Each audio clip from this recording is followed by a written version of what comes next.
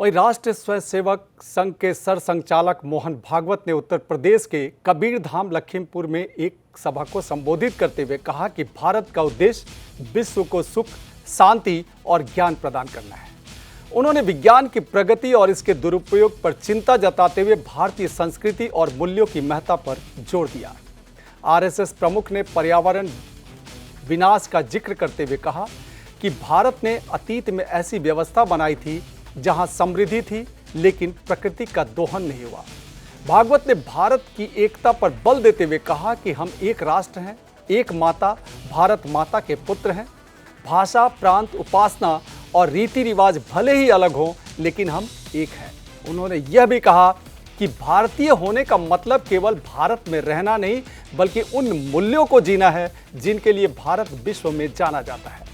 RSS प्रमुख ने विश्व की अपेक्षाओं का जिक्र करते हुए कहा कि आज दुनिया भारत की ओर आशा भरी नजरों से देख रही है। लोग मानते हैं कि सुख और समाधान का रास्ता भारत से ही मिलेगा। हम अगर भारत के हैं तो भारत दुनिया में किस बात के लिए प्रसिद्ध है?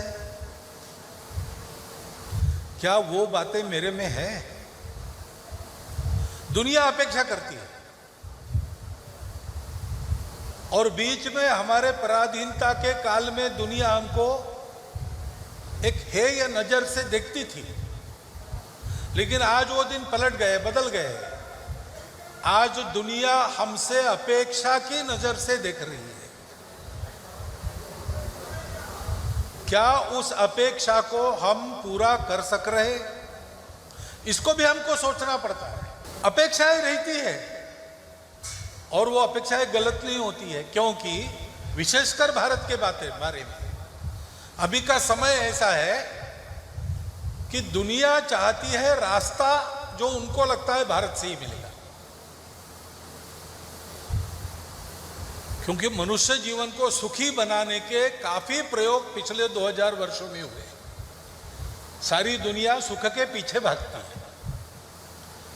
जीव जन्म लेता है और मरता है, इसके बीच उसका सारा करना सुख के लिए होता है। जहां दुख है वहां कोई जानबूझ के जाता नहीं। जिसमें उसको सुख लगता है उसी के पीछे वो जाता है। दुनिया के लोग कि भारत के पास ये विद्या है कि भौतिकता में नंबर 1 और आध्यात्मिकता भी नंबर 1, सुख संतोष समाधान की कमी नहीं। ये जीना कैसे? ये भारतीयों से सीखना है। तो हम भारतीय कब कहलाएंगे? अगर हमारे जीवन में ऐसा होगा जैसा उपनिषद में कहा है, अविद्यया मृत्युम तीर्त्वा विद्यामृतमश्नुते। भौतिक विद्याओं के आधार पर जीवन में जो भय उपस्थित होते हैं, अज्ञान, दारिद्र्य, अकाल मृत्यु, रोग, बीमारियां, उन सब के हम पार चले जाएंगे। वो हमारा कुछ नहीं बिगाड़ सकते। ऐसा हमारा भौतिक जीवन होगा, कोई अभाव नहीं रहेगा। लेकिन उसी समय विद्यामृतम अश्नुते, आत्मा की उपासना करते हुए, आध्यात्मिकता की उपासना करते हुए हम ऐसे बनेंगे कि हम सारी दुनिया को सुख प्रदान करेंगे। ये हमने किया है। मेक्सिको से साइबेरिया तक जब वाहन नहीं थे, तब पैदल या छोटी छोटी नौकाओं में बैठकर हमारे पूर्वज गए थे। उन्होंने वहां सभ्यता दी, संस्कृति दी, ज्ञान दिया। किसी का मुल्क जीता नहीं, किसी का धर्म परिवर्तन नहीं किया। हमने उनको अध्यात्म दिया।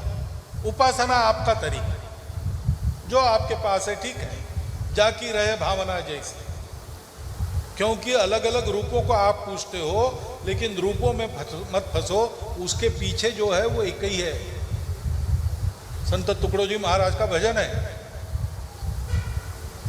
तेरे रूप अनेक तू एक ही है, हर वेश में तू, हर देश में तू, तेरे रंग अनेक तू एक ही है। ये संदेश हमने दिया। सारी विविधता को स्वीकार करो, उसका सम्मान करो।